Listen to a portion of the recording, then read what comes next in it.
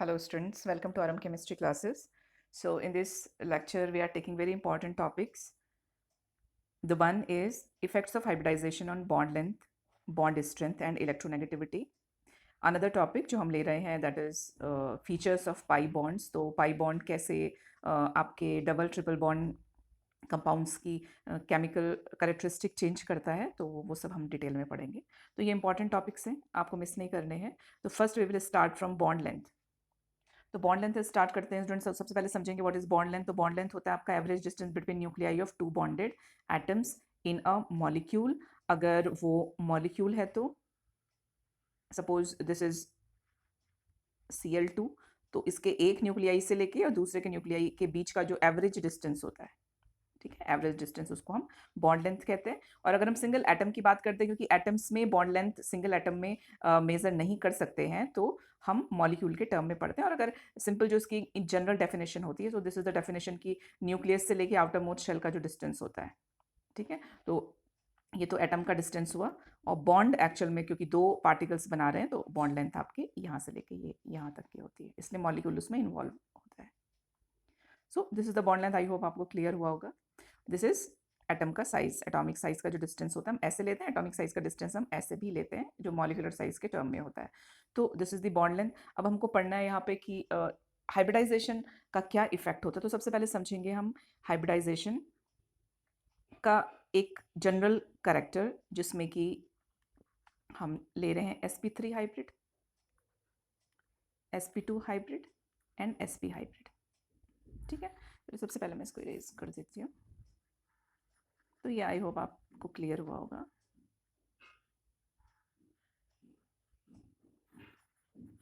तो यहाँ पे जो हम देखेंगे स्टूडेंट्स, यहाँ पे s का इंपॉर्टेंस है, s ऑर्बिटल का इंपॉर्टेंस है. तो s ऑर्बिटल क्या होता है, वो न्यूक्लियस के क्लोज होता है. ये ऑर्बिटल, s ऑर्बिटल न्यूक्लियस के क्लोज होता है.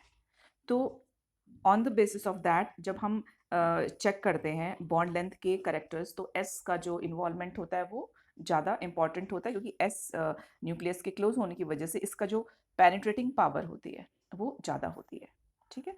तो s क्योंकि क्लोज होता है न्यूक्लियस के, तो इसकी penetrating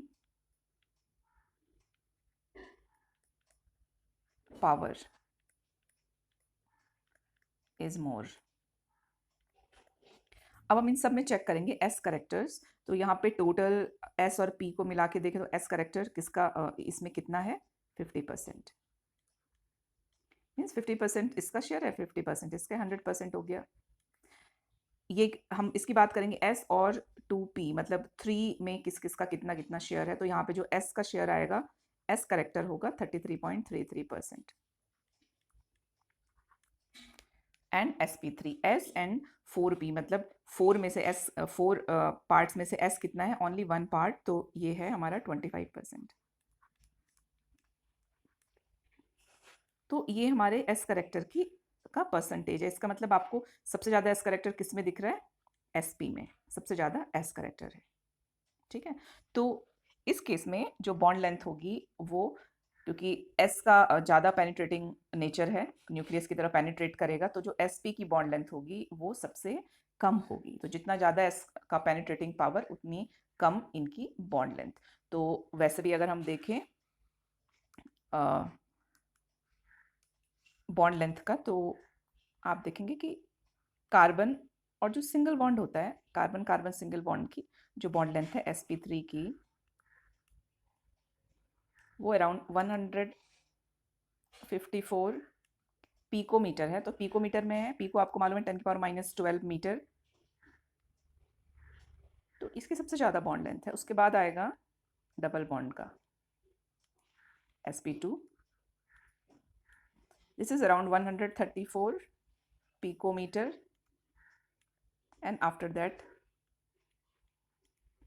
carbon carbon triple bond sp, which is around 120 picometer. तो ये डिपेंड करता है स्टूडेंट एस आपका हाइब्रिडाइजेशन पे, मींस बॉन्ड लेंथ भी आपकी डायरेक्टली हाइब्रिडाइजेशन पे डिपेंड करती है. तो बॉन्ड लेंथ क्या है, average distance between nuclei of two bonded atom ये बॉन्ड लेंथ का डेफिनेशन है। और हम एस के रिगार्डिंग पढ़ेंगे तो एस का पेनिट्रेटिंग करेक्टर सबसे ज़्यादा होता है, एस का सबसे ज़्यादा होता है, फिर पी का होता है, फिर डी का होता है, फिर एफ का होता है। तो यहाँ पे हमको एस से मतलब है, तो एस का पेनिट्रेटिंग करेक्टर हम देखेंगे। तो यहाँ पे जो एस करेक्टर है, पेनिट्रेटिंग नहीं, ओनली एस करेक्टर, क्योंकि आगे भी काम आने वाला है। एस करेक्टर सबसे ज़्यादा एस पी में होता है 50%, फिर उसके बाद एस पी 2 में होता है, फिर उसके बाद एस पी 3 में होता है। नेक्स्ट है जो हमारा, दैट इज बॉन्ड स्ट्रेंथ। तो बॉन्ड स्ट्रेंथ जब हम पढ़ते हैं तो बॉन्ड स्ट्रेंथ आप देखेंगे कि it is inversely proportional to bond length. Bond strength is bond strength is inversely proportional to bond length। ये रिलेशन है इनका। बॉन्ड लेंथ हमको कैसे डिस्क्राइब करना है वो हमने देख लिया। तो जितना ज़्यादा बॉन्ड लेंथ उतना कम बॉन्ड स्ट्रेंथ, जितनी कम आपकी शॉर्टर बॉन्ड लेंथ होगी उतनी ज़्यादा इसकी स्ट्रेंथ होगी।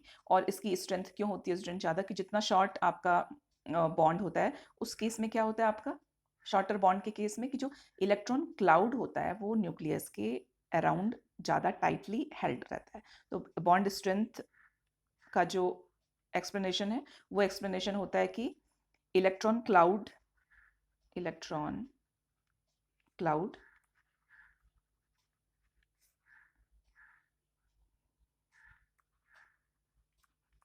is more tightly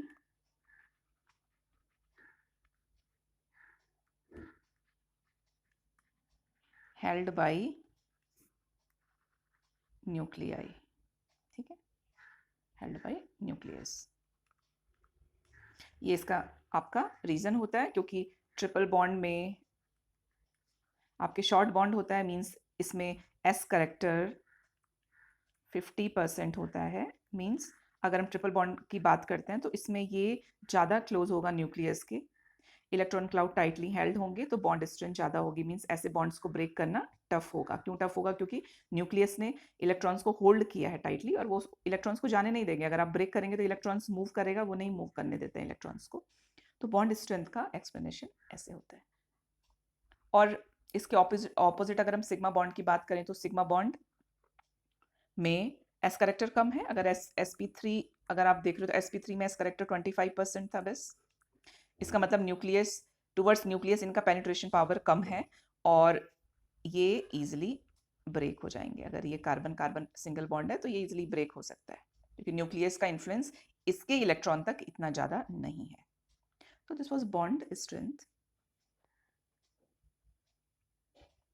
now next is student electronegativity. तो इलेक्ट्रोनेगेटिविटी का अगेन डायरेक्ट कनेक्शन होता है एस पी और आपके एस पी थ्री जो हमारे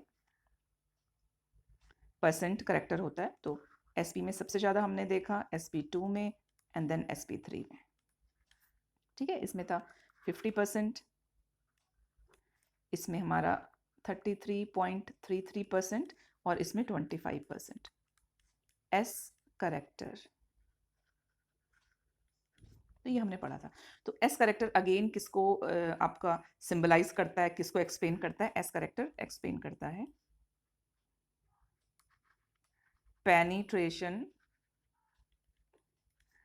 टुवर्ड्स न्यूक्लियस। और इलेक्ट्रोनेगेटिविटी भी इससे ही रिलेटेड है। आपको याद है जब हम इलेक्ट्रोनेगेटिविटी पढ़ते थे, स्पेशली आपके हैलोजेंस के केस में, तो उसमें हम देखते हैं कि जैसे फ्लोरीन है, तो फ्लोरीन क्योंकि स्मॉल साइज्ड है, बिकॉज ऑफ स्मॉल साइज इसका न्यूक्लियस एक्सपोज रहता है, तो ये ज़्यादा इलेक्ट्रोनेगेटिव करेक्टर के होते हैं, क्योंकि ये बहुत ईजिली ड्रैग कर पाते हैं अपने नेबरिंग बॉन्ड के जो आपके बॉन्डेड इलेक्ट्रॉन होते हैं उनको अपनी तरफ। तो ये कैसे ड्रैग कर पा रहा है? यहाँ पे तो बहुत सारे ऑलरेडी इसके इलेक्ट्रॉन क्लाउड हैं। फ्लोरीन के केस में 7 इलेक्ट्रॉन्स तो ऑलरेडी हैं इसके सराउंडिंग में। तो इसलिए कर पाते हैं क्योंकि यहाँ पे न्यूक्लियस का direct nucleus because of small size nucleus exposed रहता है। तो न्यूक्लियस क्या करेगा, वो अपनी पावर से इस इलेक्ट्रॉन को भी होल्ड करके रखेगा। तो सेम इन दिस केस अगर हम इसकी बात करते हैं, यहाँ से इसको रब कर देते हैं पहले।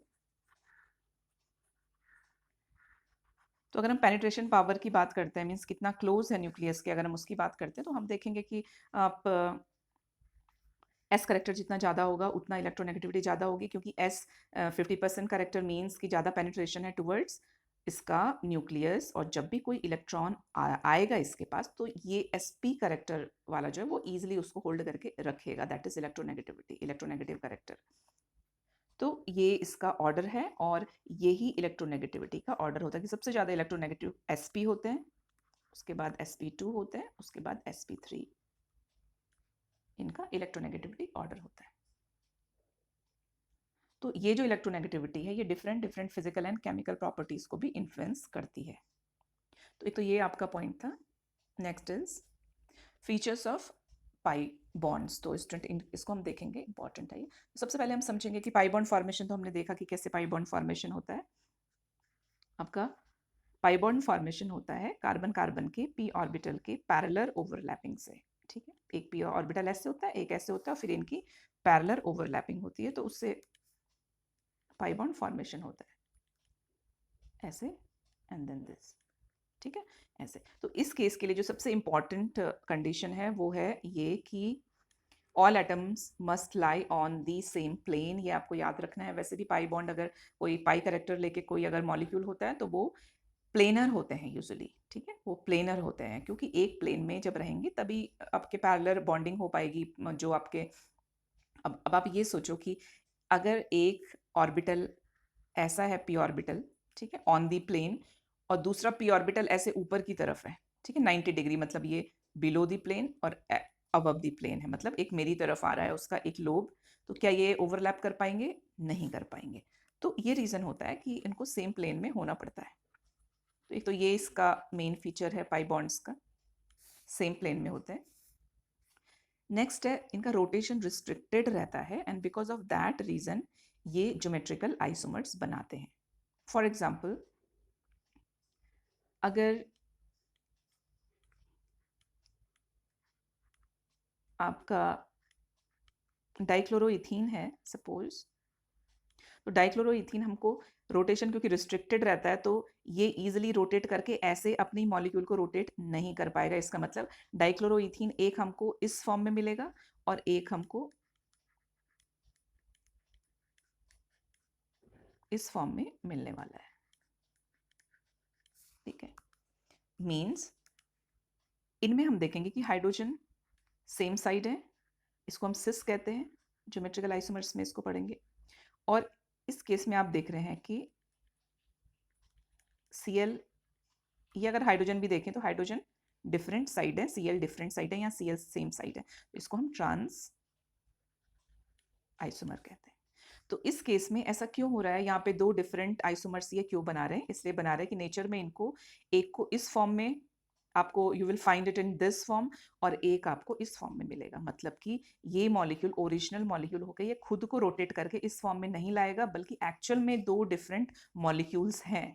क्यों? क्योंकि because of double bond rotation आपका रिस्ट्रिक्टेड होता है। देखो रोटेशन होगा तो क्या होगा, इस बॉन्ड को देखें, पाई बॉन्ड बनता कैसे? ऐसे होता है। अगर आप इस कार्बन को रोटेट कर दो तो ये बॉन्ड क्या होगा, ये ब्रेक हो जाएगा।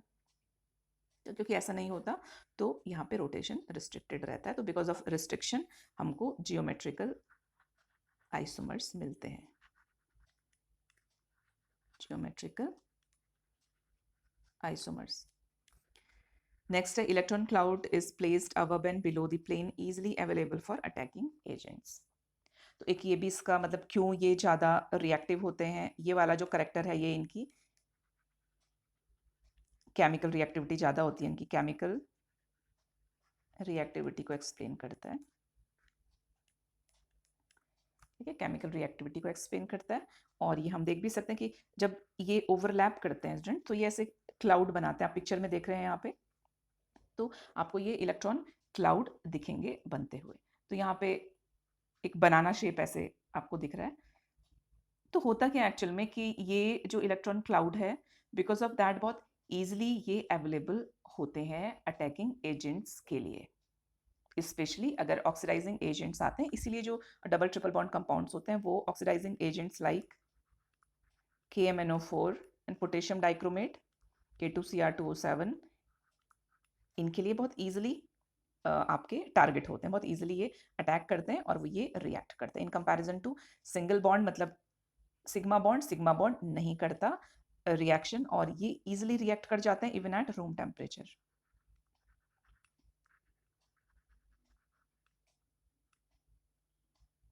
ठीक है, अब अगर हम सिग्मा बॉन्ड की बात करें तो यहाँ पे एक और चीज देखो, because of restriction in rotation हमको क्या मिला, हमको मिला ज्योमेट्रिकल आइसोमर। और सिग्मा बॉन्ड की अगर हम बात करें तो सिग्मा बॉन्ड में क्या होता है, रोटेशन होता है, क्योंकि वो रोटेट कर सकता है। अभी सिग्मा बॉन्ड फॉर्मेशन कैसे होता है आपका, टिप टू टिप ओवरलैपिंग से, या इंटरन्यूक्लियर, आपका जो इंटरन्यूक्लियर एक्सिस का ओवरलैपिंग होता है, तो ये रोटेट कर सकता है। तो सिग्मा बॉन्ड जो सिंगल बॉन्डेड हाइड्रोकार्बन्स होते हैं उनमें क्योंकि रोटेशन की प्रॉपर्टी होती है, तो बिकॉज ऑफ दैट प्रॉपर्टी उनको कन्फॉर्मर्स मिलते हैं, उनको कन्फॉर्मर्स मिलते हैं। तो बिकॉज ऑफ पाई बॉन्ड कौन सा ज्योमेट्री आपको मिलता है, ज्योमेट्रिकल आइसोमर्स, और बिकॉज ऑफ सिग्मा बॉन्ड हमको मिलते हैं कन्फॉर्मर्स। तो स्टूडेंट ये कंप्लीट होता है ये सेक्शन, छोटा सा सेगमेंट था बट वेरी इंपॉर्टेंट सेगमेंट। इसके आगे जो हम पढ़ने वाले हैं वो जो नेक्स्ट टॉपिक आपका होगा वो है क्लासिफिकेशन ऑफ ऑर्गेनिक कंपाउंड्स। तो अगेन ये सब बेसिक्स हैं ऑर्गेनिक केमिस्ट्री के, आपको बहुत अच्छे से पढ़ना है, 12th में हेल्प होगी आपको। और बाकी जो वीडियोज़ हैं स्टूडेंट उसके लिए मैं आपको डिस्क्रिप्शन बॉक्स में भी लिंक पुट कर दूंगी और कमेंट सेक्शन में भी। Thank you.